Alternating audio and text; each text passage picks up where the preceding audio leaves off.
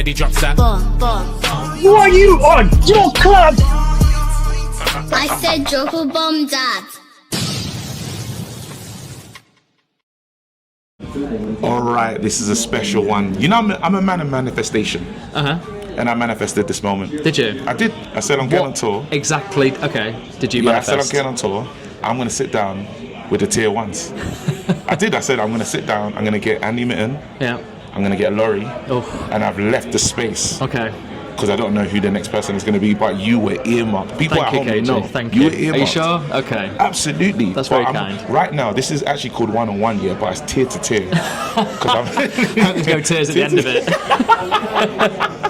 But again, tears of joy. And thank you. I would say thank you as well, because since we've stepped in this place, you've been wicked. Like, really? Yeah, man. You've been like, I get it. We're like new disrupting. Boys. Oh, yeah, different way of looking at things. But you know, I take people as I find them. You're cool. You're funny. You smile. I love people that have got positive energy. I'm going to gravitate towards that. This is it. And I've got SJA now as well. You've got an SJA. You've got more SJAs than me. Yeah. Shut up. You haven't got one. You've got more SJAs than me, KG. How does it feel to win an SJA? When you win one, yeah, go on, tell me all about it. Yeah, you've got to just like act like you've been there before, even though you haven't. Were you cool and calm? No. I said brat. I saw you say brat, yeah. I was there. I was like, front row. Here's what you could have won. Here's what you could have won. No, you know what? No. We got to get into some stuff. Yeah? We got to get into some stuff. But wait, what would your SGA speech be like? You've got Ornstein though, that's like a big brother. That's like, yeah. I mean, Adam Crafton, he's sat in front of us a few rows. He's won an SJA. A couple of SJAs. Me, Adam Crafton. I mean, you should really have done this with him. SJA to SJA. No, I am now crying tears. No. Still, you're always, for me, you're just tier one, Laurie. Thank you, KJ. We're going to get into this though, because you spoke about Watkins, and Man United won Watkins, and all of a sudden, it's different. Yeah. What's going on? You're saying I got that wrong, aren't you? No, I'm not saying you got it wrong, but then there was information, and what changed in the sense of, because you don't just say stuff. Like, yeah. So what happened? Well, it was always. The last story that I'd done this week was Watkins or Šeško. They were the two that United were considering, and now there's still some claim and counter-claim going on about the exact specificities of those pursuits. But it's become clear that Šeško is the one that United are going for. Let's see if they can get it done. And I do think there was admiration for Watkins. I mean, he's scored double figures in the Premier League last 5 seasons, so I think you have to look at him. But he's 29, and so it feels like they've taken that choice to go for the younger model. A team that just want to build together and stuff. I suppose if they've got the two in Cunha and Mbeumo, then you've got the kind of Premier League proven guys there. You can afford maybe to take a bit more of a risk with a guy from Europe. Do you feel though that like looking at Man United, in your eyes, what do you think Man United need? Do you think they needed that sure thing number 9, or like do you think this is a risk? Like, do you think they're trying to? This is a risky move, right? I think so. I think there's a calculated risk because he's not torn it up in Germany. He has shown a lot of quality. United have looked at him for years. Tried to sign him sort of three times previously to this. And now they're taking the plunge. It's quite a lot of money. It depends what the ultimate fee comes down to. Arsenal walked away from it in the end because of that. So it is, they're pushing the boat out a bit, and they need to get sales in to kind of balance that. But they've obviously thought that his potential ceiling is worth that risk. That brings us into the money though, because I saw an article earlier about someone saying that we don't have to sell, we could still spend. It's not dependent on. Was it Simon Stone? Simon Stone, I think maybe. Yeah. I suppose the point is that they can do this deal now because you can always sell after the event. Okay. So as long as the books are balanced by the PSR deadline next June, then you've got that space. I suppose the counterpoint to that is that if clubs know that you need to sell to meet PSR, calculations, then will they be as forthcoming with their money? So I think you put yourself in an interesting position, but let's see, maybe they're able to progress both simultaneously, sale and a signing, and then it kind of works out. You look at Rasmus Højlund, what would Benjamin Šeško coming in mean for him? is that something that would happen simultaneously? Yeah, because Rasmus, it's a World Cup year. Surely he wants to play a lot of football. I don't know if he'll be...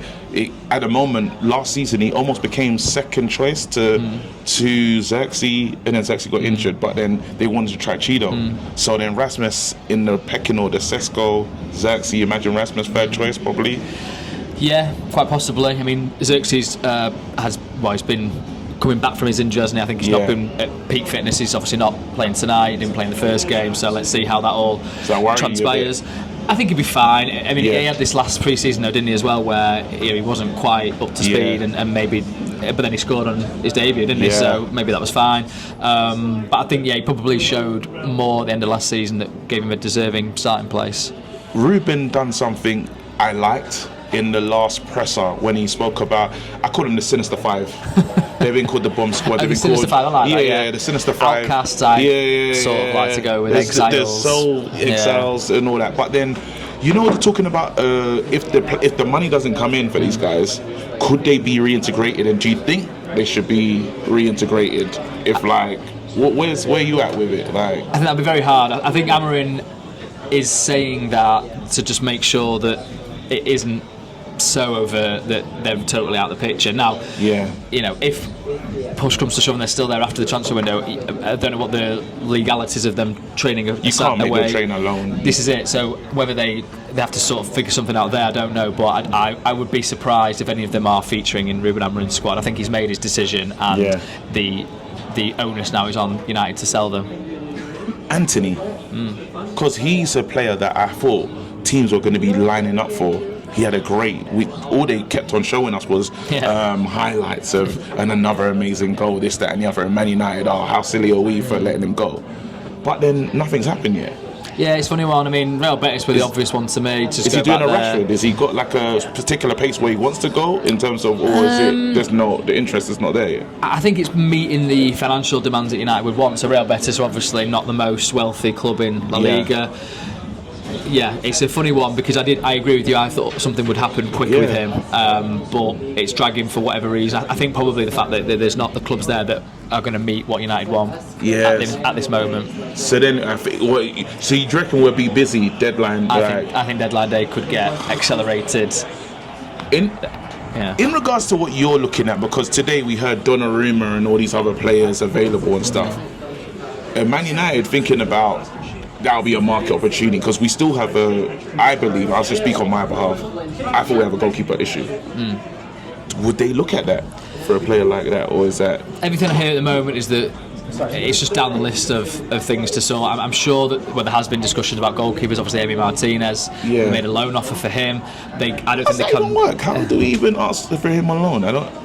So obviously he wants to leave Aston Villa. Okay. Villa though would want a sort of decent transfer fee. Yeah. He's on high wages. Misses the first 3 games. He's 32 as well. So keepers don't matter. It don't matter. That is true. I think United signed Van der Sar when he was like 30, maybe even older than that, to be fair. But I think he doesn't quite feel the same calibre of goalkeeper as Van der Sar. So they've obviously had these conversations and thought they've just chucked out an offer, haven't they? And Villa have gone no, and then that's where they leave it. So we're interested in a goalkeeper. I think something. I think ultimately there's sort of conversations happening where they're looking at maybe that could be something in future. At the moment, though, it would take Andre Onana going out to get a signing in. He's not leaving. He's not leaving, to my knowledge. So I can't see any sign of that. So I just think that kind of puts the blocker on, any kind of major signing coming in. So in the Sinister Five, who do you think is more likely that could be the next one? We keep hearing Garnacho and all this. Is there anyone that you think one day we might wake up and say, hey, he's on the move now? I get the sense that Garnacho wants Chelsea wants to wait to see if the transfer fee drops, and so I don't know if that one comes to a conclusion anytime soon. Thanks, love. It's alright, don't worry about it. New media in it. I haven't got this. My tears. It's the tear, mate. It's the tear. That would never happen on Sky. That would never happen on Athletic. He definitely didn't need to do that, did he? Yeah, it's just I think because we beat that team, innit? He's not going to talk about it. Yeah. It's all right. Again, I'm going to leave that in as well. Leave it in. Because that's. You handled it well, KG. I could see a flicker of frustration, and then instantly. Because I did want to tell him SJA winner, not 2 SJA winners though. I didn't want to mention it. Listen, you've gone there again. No. I'm gonna have to I'm walk gonna off have this. to- I'm gonna wait, have to no, storm no, off this no, and give a viral moment. I'm gonna have to do a Piers Morgan. Piers Morgan. Wait, lastly, all right, because you've been following this club for a long time, and I just want to get. Do you know when it's coming to an end? Because you've been here. How many managers have you seen? For a manager, now doing what you're doing? yeah. So, well, I'm covering the club since Solskjaer was manager. So, Solskjaer, Ranić was obviously interim. Ten Hag. So not that many, permanent managers. So two permanent managers being, dismissed. Do you start to get an understanding, and what is it like in the media room with you guys when it's like, I think it's. Is there a thing that happens for you guys when you feel like? Something's changing now, something's afoot, because the questions change a bit. Well, I mean, there was a bit of that last season, really, wasn't there, with the results being so bad. I think ultimately you can sense something. It's all down to results, isn't it? And then you can pick up on little things that the manager's saying in press conferences. You obviously speak to people and try and figure out what's going on behind the scenes. So, for example, did the story on, I can't believe this didn't win an SJA, although actually it wasn't nominated this time. Your end of season stuff is really good as well. It's so don't worry, good. next year it's we'll give really it a go. Bad. Sorry, just another SJA winner here, Flex. Sorry, he hasn't got one. I was trying to go anonymous. He hasn't got one. No, it's fine. No, don't worry. No, but you're tier one. Don't worry. No, don't make him feel bad about it. It's fine. I can send mine over. I'm going off. Oh, shit, I need a paperweight. Oh, you're about to start? We're about to start. We're about to start, right. All right, yeah, well, let's end it. Hopefully it's not going to be an unfigured banner anytime soon. Yeah, I hope we keep him. Thank you so much for doing this, man. You're the man. He did it. We got him. Wait, hold on. Let's just smile for the thumbnail. What are you doing? Tear to tear. That's the one. See you later, man. Thanks a lot. Drop a bomb. Back with a vengeance. KG's back with an entrance. Big up to those in attendance. Ooh, look at us. Reds come together like Tetris. No rules, this one's reckless. None can compare with the KG done. Better take it when he drops that. Going on reckless, just it's on. It's that time when he drops that. Bomb. Who are you on? Your club! I said drop a bomb, Dad.